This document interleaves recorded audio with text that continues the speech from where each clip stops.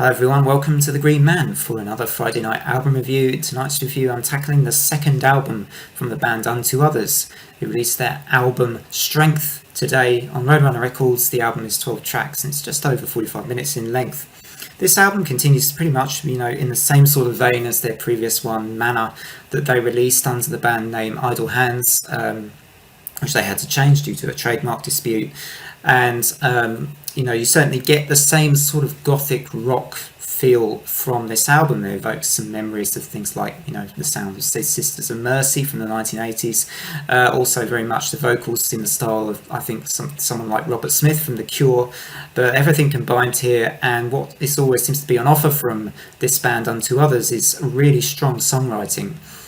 I love the little touches they put here and there. They never just sort of settle for...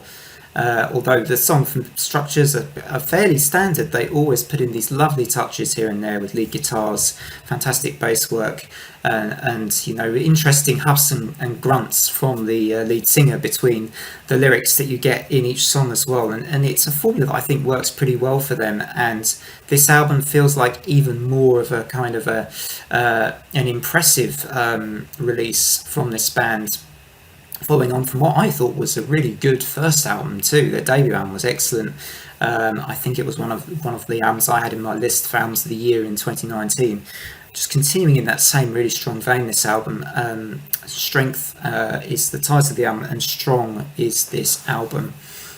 And going to some of the tracks now, I would say, you got sort of Heroin, which is a bit of a heavier opener than I might have been expecting from this album, from this band, but it was a good way of building the energy into the album, getting you ready for what's to come, because everything's pretty upbeat. There's one or two slightly more ballady, slightly slower tracks, and think of tracks maybe like Little Bird and Instinct towards the end, but most of this album is pretty upbeat and has a good flow to it. So Heroin kicks it off, and then you've got the three singles, three really good back-to-back strong signals. Downtown, fantastic chorus. When Will God's Work Be Done? Lots of lovely touches in that song, really interesting stuff going on there.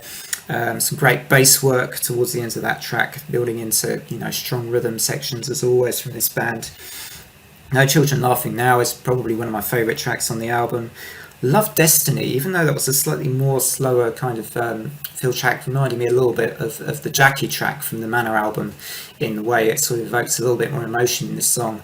Really, really enjoyed that one. That will undoubtedly be on my playlist for quite long into the future. Every track on this Little Bird was good. That was quite a nice change in the album. Why was a shorter one that I still quite liked. Just a Matter of Time, perhaps another favourite for me on this album. Really, really good. Great rhythm in the bridge section of this song. Thoroughly enjoyed that one as well. And pretty much through and through, there's an interesting cover on here of Pat Benatar, Hell is for Children. Summer Lightning is another great hit. Summer Lightning felt a bit like it wouldn't have been out of place on Manna. That really gave me strong vibes of an album, that was a song rather, that felt like it could fit well on the Manna album. Instinct was the slightly more ballady track, which I was okay with. Wasn't completely blown away with that one. And then a pretty strong title track at the end to finish off what overall is another excellent album from this band. I would say if you like your gothic rock, this is pretty much an unmissable album. It's really, really good. There aren't many other bands out there I can think of in this kind of a genre that are really killing the scene at the moment. These guys seem to be up on that pantheon, leading the way. I cannot think of many other bands that are like this right now and producing this kind of quality of songwriting with their albums. So this second album, definitely recommend it for you. I'm going to give this one... I think this is a tricky one, Scott, because I think it's really, really good. It's a great album, but I'm not sure I would give it as high as a 9, probably an 8.5, maybe out of 10.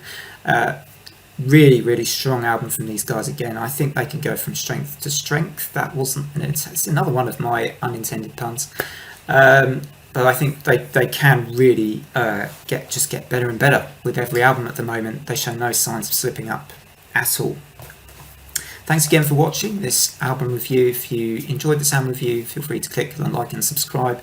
I do other album reviews usually every Friday on this channel, but also lists and that kind of thing if you're into that. Also like to do some coverage of my favourite sci-fi, fantasy and horror things as well. So anyway, hope you have a great weekend, and look forward to maybe seeing you next time. Take care everybody.